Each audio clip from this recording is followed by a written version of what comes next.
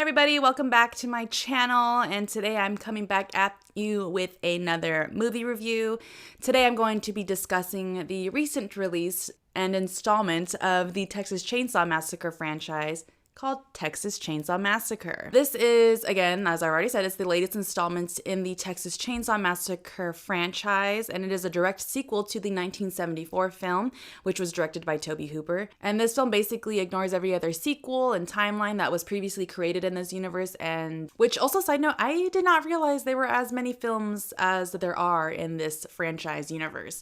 I thought there was maybe like 3 or 4, but I guess there's like 9, and I have watched the original one before, but this was like years ago, and I probably should have watched it in preparation for watching the sequel to it, but I just didn't because I just didn't feel like it. And yeah, I have watched the remake, the newer ones, obviously, but I haven't watched any of the other ones, and maybe I will. I'm kind of actually interested in watching the 2017 sequel for the film called The Leatherface, so maybe out of all of them I might watch that. But anyways, besides going off on a little tangent, let's just go ahead and get started on this review. Picking up about 50 years after the events in 1973, influencers looking to breathe new life into an abandoned Texas town come in contact with legendary killer Leatherface and the lone survivor of his previous murders who was looking for revenge.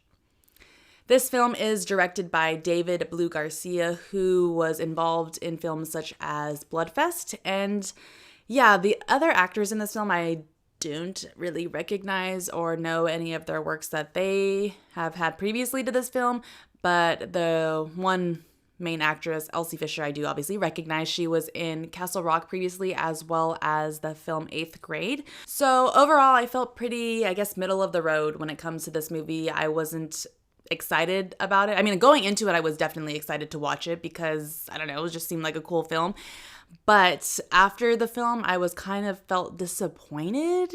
Like, there were definitely aspects of the film that I enjoyed and liked, but for some reason, I think there was, well, I'm going to get into the reasons why I felt disappointed. But yeah, I was kind of surprised by my disappointment in the film because I thought I was going in just to get a standard slasher film, one that I can just enjoy for all the killings and stuff. But there were things throughout the film that I was kind of like, what? Why? What is this? Why? What? So obviously they definitely modernized this film, but I don't even just mean modernization as in like I guess what the kids were doing, and that is kind of like, the influencer aspect of it. I kind of feel like modernized as in like visually and like, I guess, like the cinematography of the film. I feel like they were trying to make it into a work of art. I know a lot of horror films kind of go in that direction and making their movie very beautiful, and like the visuals aspects of the film are like pretty important. And I don't know, I just feel for me it doesn't really work with a slasher, at least not in the way that they did it in this film. I noticed a lot of, like lighting aspects of it. I don't know, just the colors of lighting they use. I feel like I've just seen that in a lot of films. And I just didn't think it really worked with this one. And then, yeah, just in general, they were trying to make, to me, a pretty film. And I feel like Texas Chainsaw Massacre, in general, is not pretty. The things that are going on are not typically pretty. So to me, it was kind of a weird, I guess, juxtaposition of having something look, the scene look very beautiful, but then, like, the guy's killing and slashing. I don't know. I guess it can work in certain things, but like for me it just did not work in this film. And yeah, I didn't add anything to the film, and in fact I kind of felt like it took away from me because I didn't feel like I was completely immersed in like how gross things were that were happening on the screen. I just feel like they were trying to make something more of like a piece of art. Like they were trying to make this film a piece of art when in reality they should have just been focusing on making a good slasher film. Also with the storyline, so I've seen a couple, well, not even really people talk about it, but I'm assuming this is what they're talking about when they like don't like the film, is that the storyline, or I don't want to give too much away, but the main girl, she was given a like real world problem that happened outside or before the events that are happening in the film. And as I said, it's a real world problem that people are actually having to deal with. And it was just, for me, weird to see that put in a film, but like not be fully developed. It was kind of weird seeing the film use her previous trauma and her, previous life experiences and parallel that between what was going on to her currently, and like the reason I guess kind of they're trying to show like, oh, this is why she's reacting in certain ways to like what's going on in real time. But it was just weird because yeah, like they just didn't develop it. They didn't really have her have a conversation about it. Like they just, if you couldn't fully develop something like that, I feel like you shouldn't use it. If you're not going to fully go there with that type of topic and talk about it and stuff like that, it shouldn't be used in a film like this. And I don't know. It was just weird. It was weird to see those two, or the film at least, try and parallel those two things together and make it seem like they were similar. I don't know. I just didn't like it. I didn't enjoy it. And I feel like it was unnecessary. It didn't do anything for the film specifically. So why add it? Like, if it's not going to help move the storyline along, then like, why add it? Like, you could have had her have some other type of issue or something else going on than something like that, and it just didn't seem like it worked well in the film. So this was one of my gripes with the film. The other gripe I had with the film is that I felt like it was kind of using things that have worked in other like reinstallments or reinvigorations or breathing new life into a story. Like so say for example, like, you know, Halloween, how they have all those new movies coming out Halloween. I haven't seen all of them. I've seen one. And, you know, Laurie Strode, she is like the old woman who was dealing with Michael Myers, and then now she's coming back for her revenge, and she's out to get him and kill him and end that whole thing for once and for all. And I feel like this film was trying to take that and use it in its story as well.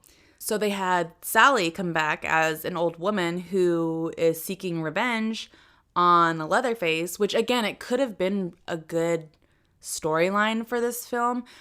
But I feel like, to me, it just didn't seem genuine, and it seemed like they were just mimicking things that worked for other films. I don't know. There was some way that they could have done it better, I feel like. And, I mean, I don't know what that is because I'm not a filmmaker, but they could have done that. But I think those are my, like, main two issues that I had with the film. I actually really did enjoy all of the death and kill scenes in this film. I think they really went there with, like, how grotesque it was. And it was pretty brutal. I found myself mouth agape at a lot of the killing that happened in the film. I don't know, like, obviously I knew it was a slasher, but for some reason I just wasn't expecting to like see everything that was happening, and it was pretty brutal, and I really enjoyed that aspect of it. That's what I was going into this film wanting. Yeah, it was crazy and insane, and I mean, some of it I felt like it was a bit much. I know there was this whole bus scene, and that seemed a little bit over the top for me, but it was still in good fun. I feel like as much as you can make a killing scene, it was fun. And yeah, I enjoyed all of that. I just feel like this film didn't shy away from any of those grotesque scenes, and I feel like if the film didn't have those in it, it would have been a movie that more people didn't like, because I feel like I've heard like half and half of people really enjoying this film and then people not enjoying it. So I feel like if those kill scenes were not in it, I think a majority of people would not like this film. Overall, I think this was a decent addition to the universe of Texas Chainsaw Massacre. It by no means was perfect. There were obviously flaws to it that I feel like I saw and witnessed in this film, but there were things that definitely worked for it. I think it definitely gave the audience what they wanted when it comes to kill scenes and being nasty with it and just kind of going there and being intense and just kind of like shocking almost as well. But I feel like, as I've already said, this movie was maybe on the more pretty side than I would have liked it. I feel like where the other ones, at least the ones that I've watched in this franchise, the thing I like about it is like, yeah, the killing scenes are also dark and like scary or whatever and brutal, but it's like, when you look at those movies, they're dirty, they're gritty, it's like they're moody, and like just everything about them is like not fun. So I feel like that's why those ones worked so well, is that like you're being fully immersed, and like the killings aren't just what's nasty that you're witnessing, but like the environment that the killings are happening in are also nasty and gross and like make you feel uncomfortable. But I feel like this film didn't really have that. I mean, it did, like it was in a worn down town, but it wasn't like as gross as the other ones were, where I felt squeamish just looking at the way those people were living in their homes. And this one just seemed kind of like dusty to me.